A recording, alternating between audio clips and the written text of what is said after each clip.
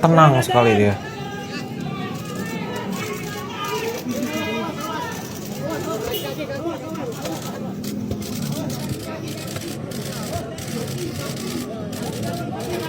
Cuplikan video barusan merupakan detik-detik penangkapan mantan Kepala Badan Gizi Nasional, Dadan Hidayana, yang diduga melakukan korupsi pada program makanan bergizi gratis. Seperti yang kita tahu guys, Presiden baru Indonesia yaitu Prabowo Subianto mempunyai program unggulan yang disebut dengan MBG, Makanan Bergizi Gratis. Program yang selama ini kita sangat bangga-banggakan. Program yang selama ini menjadi harapan bangsa untuk generasi muda Indonesia. Tapi harapan itu seketika pupus ketika pada 4 Juni 2026 mantan Kepala BGN Dadan Hidayana diduga melakukan korupsi dengan nilai yang sangat fantastis. Beberapa sumber menyebutkan bahwa nilai yang dikorupsi pada kasus ini sejumlah 1 miliar per hari. Tahun setengah sudah program ini berjalan dan kalian bisa bayangkan berapa banyak kerugian yang dialami oleh Indonesia. Gue rasa semua orang harus tahu, seluruh dunia harus tahu bahwa belum ada solusi pada kasus korupsi di Indonesia. Video pertama ini merupakan statement yang pernah dikeluarkan oleh Dadan Hidayana pada 5 Agustus 2025, di mana dia menyebutkan bahwa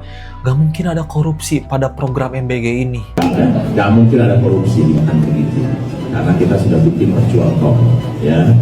Virtual talk harus ditandatangani oleh kedua, oleh mitra dan oleh badan gizi. Kemudian kita tetapkan bahan baku FKOS, operasional FKOS, insentif yang boleh digunakan. Setelah itu, ketika membelanjakan bahan baku, itu harus ada referensi harga pasar. Jadi ada beberapa SPG yang coba mitranya membuat markup, itu dalam waktu sebentar aja langsung kita ketahui dan sudah langsung diaudit oleh BPKP dan harus mengembalikan uangnya. Jadi untuk kasus-kasus penyalahgunaan anggaran kecil sekali kemungkinan terjadi pada program makanan bergizi gratis, apalagi uang itu tidak disimpan di rekening badan gizi. Kata wakil BGN sebelum ditetapkan tersangka, demi Allah saya tidak pernah menjual katanya. Demi Allah saya tidak pernah menjual, titik. Kadang-kadang begini, begini. Saya bilang sini, tolong bawa Al-Quran 30 simpen di atas kepala saya berani bersumpah. After? Oh my god. Ngeri banget ngomongnya. Bahwa 30 Al-Quran simpen di atas kepala saya. Buktinya, iblis aja minder kayaknya sama kelakuan mereka. Presiden Prabowo resmi copot Kepala Badan Gizi Nasional Dadan Hidayana. Ini menarik nih, soalnya tiap ada berita tentang Kepala BGN alias si Pak Dadan ini, biasanya saya skip karena seringkali omongannya bikin saya stres. Tiba-tiba mau gunain anggaran buat beli motor lah sampai triliunan, mau beli kaos kaki lah sampai miliaran, anggaran semir sepatu lah, padahal ini semua uang negara. Selain itu juga beliau ngusulin serangga jadi menu MBG dan masih banyak lagi. Semua bisa kamu baca di artikel-artikel ini. Barusan saya sebut semua itu ikutan stres nggak kamu? Berasa banget jadi WNI-nya kan? Nah, pas saya baca-baca tentang beliau, ada satu hal yang bikin saya lumayan kaget. Ternyata beliau yang milih bukan Presiden Prabowo. Beliau ditunjuk jadi kepala BGN sama presiden yang sebelumnya, yaitu Jokowi. Bisa kamu baca di artikel-artikel ini. Kelihatannya dipantau dulu nih kerjanya. Ternyata banyak kekurangan dari segi standar operasional, kedisiplinan, kualitas makanan, dan sebagainya. Makanya dicopot sama presiden kita, Pak Prabowo. Beliau diganti sama wakilnya, namanya Bu Nanik, orangnya yang ini. Semoga sih perubahan ini bisa ngasih dampak yang positif ya buat Indonesia. Netizen komen, jangan cuma dicopot, audit juga. Takut banget ternyata nggak dipecat, cuma dimutasi ke Arab Saudi. Jangan senang dulu, penggantinya nggak jauh beda. Yang menarik, kantor BGN sampai digeledah kayak begini nih. Nah, kamu mau lihat nggak endingnya? Kita baca, ex kepala BGN Dadan Hidayana ditahan ke Jagung. Dia ditangkap dan pakai rompi pink kayak gini nih. Wartawan pada heboh, tapi beliau diam-diam aja nih. Apakah lagi mode getar? Langsung istighfar, sebuah program yang lahir dari cita-cita besar memastikan anak-anak Indonesia tidak ada yang belajar dalam keadaan lapar. Kalau dugaan ini benar, ini bukan hanya tindakan korupsi. Ini adalah pengkhianatan terhadap generasi kita sejauh ini. Sat-sat juga, iya. Meski telat, butuh waktu 1,5 tahun untuk yakin kalau Dadan dan kawan-kawannya itu memang bermasalah. Kemarin dicopot, paginya digeledah, sorenya dikenakan rompi. Kejaksaan Agung menetapkan mantan kepala BGN Dadan Hidayana dengan 2 orang wakilnya Sony Sanjaya dan Pusung sebagai tersangka dugaan korupsi tata kelola program MBG. Penyidik bahkan menduga ada yayasan yang terafiliasi dengan para tersangka menikmati insentif hingga miliaran rupiah. per hari. Astagfirullahaladzim. Kalau dugaan ini terbukti di pengadilan, berarti negara berpotensi dirugikan di tengah program yang seharusnya membantu rakyat, membantu anak-anak Indonesia. Tapi ada satu hal, kasus ini menunjukkan satu pesan yang sangat jelas. Tidak ada jabatan yang terlalu tinggi, tidak ada kedekatan yang terlalu kuat, dan tidak ada program yang terlalu besar untuk diawasi. Presiden Prabowo bahkan berulang kali menyatakan perang terhadap korupsi, dan kita mendukung itu. Hari ini publik melihat bahwa komitmen itu sedang diuji, dan ketika pejabat setingkat kepala BGN bisa dicopot, diperiksa, lalu ditahan. Pesannya sederhana, yang baik dipertahankan, yang bermasalah diproses tanpa pandang bulu. Jadi buat siapapun nih, kepada para pejabat, jangan pernah berpikir jabatan itu menjadi tameng. Hati-hati Pak, Bu, kalau kalian terbukti bersalah, bukan lagi ruang rapat yang menunggu, tapi tahanan, jeruji. Dan untuk Pak Dadan, selamat Pak. Semoga pada akhirnya Anda bisa buka SPPG di rutan, bukan di Arab. Share video ini teman-teman. Tiba-tiba banget air mata gue menetes, gak tahu kenapa. Gak tahu, inget perjuangan rakyat Indonesia gitu dalam mencari nafkah. Sedih, jujur. Punya pemimpin yang sangat jahat sekali. Beliau gak tahu mungkin ya, ada jutaan orang Indonesia yang rela mempertaruhkan nyawanya hanya untuk sesuap nasi. Ini sangat emosional sekali untuk dibahas, jujur. Para guru honorer, tenaga kesehatan, dan pekerja-pekerja lain, mereka harus banting tulang hanya untuk mendapatkan rupiah yang nilainya tidak sebanding. Bayangkan, 1 miliar per hari. Kalau itu dibagikan kepada kami, para mencari kerja di Indonesia, rasanya tidak akan ada lagi yang kelaparan. Miliaran rupiah ya, setiap hari. Dan yayasan-yayasan tersebut terafiliasi diantara dimiliki oleh saudara DH, saudara SS, dan saudara LP. Di sisi lain, banyak masyarakat yang susah cari penghasilan. Kalian bisa bayangin yang tadi bikin gue kayak, aduh, pas nonton video yang kedua tadi kayak, aduh, sedih banget gitu. Ya kalian bisa bayangin, kakek udah bungkuk kayak gini, lihat dia menjual sapu.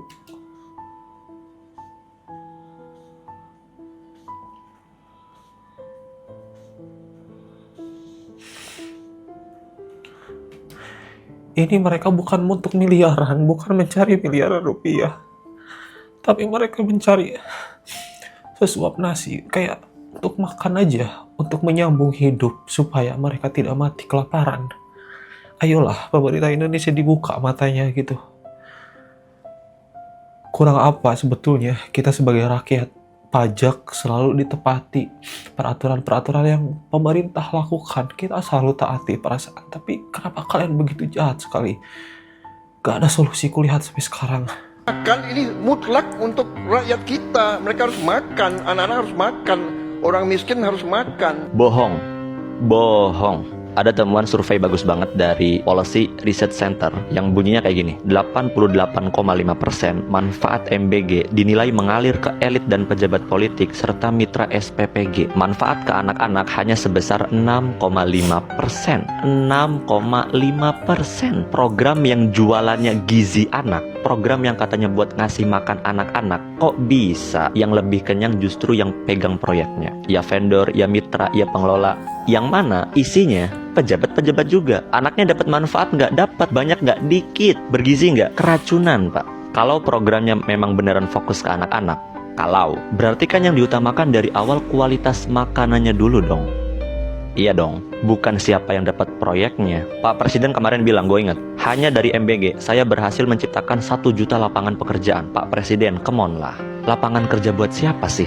Buat masuk ke lingkaran bisnis dapur MBG, lo tuh butuh modal yang gede banget. Bener akses banget. sama koneksi, Pak. Gak mungkin pemain-pemain kecil kayak kita tiba-tiba masuk. Gak mungkin. Akhirnya apa? Akhirnya yang megang dapur-dapur MBG ya orang-orang yang dekat dan kekuasaan. Orang-orang yang emang dulunya udah kaya dan pengen nambah kekayaan. Jadi lapangan kerja yang dimaksud nih yang mana? Anak dewan pegang dapur, ormas agama pegang dapur, TNI pegang dapur. Udah jadi kue besar yang diperebutkan. Ya gimana enggak sih? 6 juta sehari loh.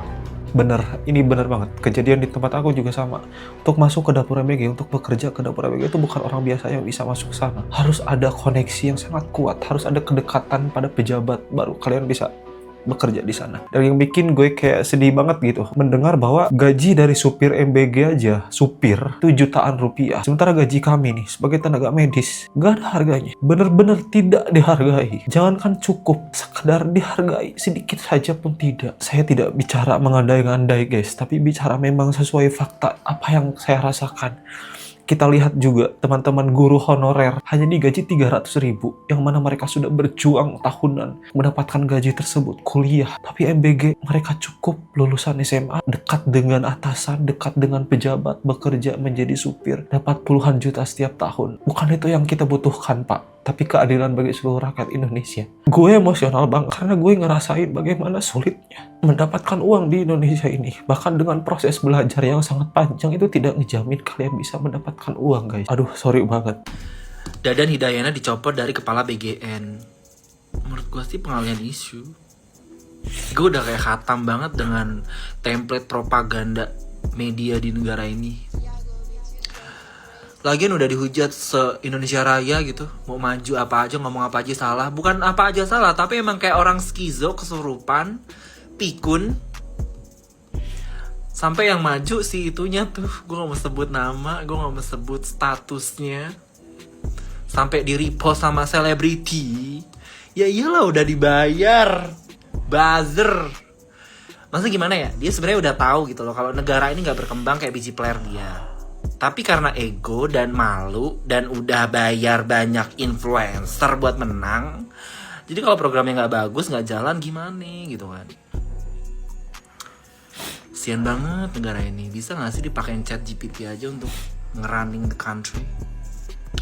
Amin, kayak pada AFK semua pejabatnya rata-rata. Out of topic sebetulnya, ada kabar yang lumayan cukup bikin gue kayak aduh, mau dibawa kemana lagi nih di Indonesia gitu. Sekarang $1 sudah menyentuh 18.000 rupiah. Dan itu yang gue inget ya adalah terburuk sepanjang sejarah. Gue belum pernah nih selama 30 tahun hidup sampai umur gue 30 sekarang gue mengalami dolar sampai 18.000 seperti saat ini. Gue udah bingung gimana nih kita cara bertahan hidup di Indonesia ini gitu. Di negara sendiri kita dijahatin, sama dunia juga kita tidak berdaya, tidak ada harganya. Ini ada cuplikan video dahulu nih, ketika si Dadan ini tuh dicecar oleh DPR gitu soal pengawasan dan sertifikasi pelaksanaan MBG. Kalau Bapak bikin lembaga sertifikasi, diduitin lagi nanti Pak. Diduitin Yakin lagi, saya. Dan nggak akan jadi jalan keluar. Itu cuman di atas kertas nanti sertifikasinya. Kan kita bisa lihat contoh bagaimana sertifikasi yang terjadi di Kementerian Tenaga Kerja. Yang si Noel itu masuk KPK itu loh. Itu karena sertifikasi di sana banyak banget. Dan gak ada gunanya. Cuma di atas kertas itu Pak. Makanya tadi saya di depan bilang, ya untuk melakukan kontrol itu, Kementerian Kesehatan dan turunannya di bawah itu adalah dinas-dinas kesehatan. Jadi setiap SPPG yang mau kontrak kerja, dia harus lulus dulu nih yang 2 tadi, ya.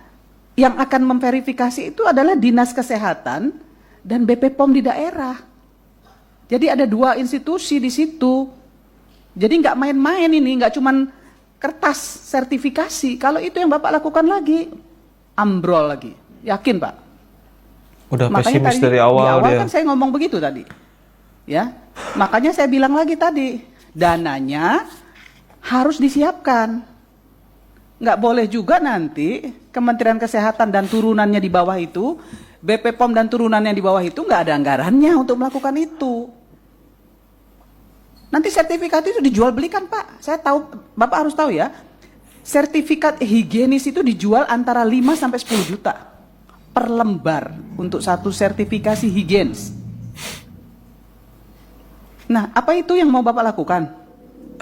Bapak dipecat presiden saya yakin. Bener, sekarang Kenapa? kebukti Bu. Karena pasti akan keracunan lagi nih nanti anak-anak ini. Pasti akan ada yang keracunan lagi. Tapi kalau terjadi yang seperti Pak Edi bilang tadi, ada kontrol silang, ya di sertifikasi itu, di situ ada orangnya Kementerian Kesehatan, di situ ada orangnya BP POM, nggak akan main-main. Gitu. Dan nanti tanggung jawabnya juga akan ke mereka berdua ini. Najis banget. Tapi mukanya, jangan cuma najis. tanggung jawabnya, duitnya juga dikasih. Anggarannya juga dikasih, jangan cuma kerjaan aja yang dikasih. Kementerian Kesehatan dan BP POM. Kan anggaran BGN luar biasa besar. Harus mengalir lah ya, untuk bisa mempertanggungjawabkan apa yang sudah diamanahkan Presiden untuk mengamankan MBG ini untuk anak-anak Indonesia, gitu loh maksudnya. Jadi tadi saya sepakat dengan yang Edi sampaikan, jadi harus ada kontrol silang. Kalau BGN lagi yang bikin, ya jeruk makan jeruk. Kata Bapak bagus, ya, tapi perlu saya nanti akhirnya nggak klarifikasi. jadi bagus. Ya. Mohon maaf Pak, jangan Ya. Tunggu sebentar Pak, biar diselesaikan dulu. saya mau ngomong dulu, Bapak nggak usah menjelaskan. Menurut saya, apa yang kami sampaikan ini adalah masukan dan ditindaklanjuti saja. Nggak usah defensif, gitu. Ya nggak usah defensif menjawab kemudian menjelaskan, nggak perlu. Kami perlu Bapak menjalankan apa yang kami Perintahkan. usulkan untuk kebaikan BGN. Saya kira itu saja. Mohon maaf nih, mungkin yang lain juga harus jemput bola, BKKBN, BP POM, Kementerian Kesehatan. Yang penting Pak, anggarannya harus betul-betul disiapin juga buat mereka Pak. Ya, karena yang namanya daerah, yang namanya otonomi daerah nggak punya anggaran Pak. Ya, terima kasih Pak. Ya. Udah ada prediksi ya. DPR udah memprediksi dari dulu ternyata ini bakal diduitin. Dan benar sekarang semuanya kejadian guys. Yang bikin gue lumayan cukup shock juga adalah katanya si Dadan itu pernah minta anggaran untuk membeli motor, kayak motor cross gitu loh guys bentuknya. Katanya untuk kepala di dapur di MBG gitu. Buat apa? Gue gak paham juga, itu motornya mahal 45 juta satu bijinya. Dan kos kaki juga katanya, terus semir sepatu. Bener-bener si Dadan itu mengada-ngadain anggaran gitu untuk dia raup juga keuntungannya. Jahat sekali. Ini bukan cuma merugikan negara, tapi merugikan generasi muda Indonesia. Program yang selama ini kita bangga-banggakan, makanan bergizi gratis yang harapannya gak ada lagi anak Indonesia yang kelaparan ketika di sekolah gizinya terpenuhi. Tapi nyatanya tidak, ini hanya menjadi ladang korupsi bagi sebagian pihak. Yang diuntungkan hanya mereka yang punya jabatan.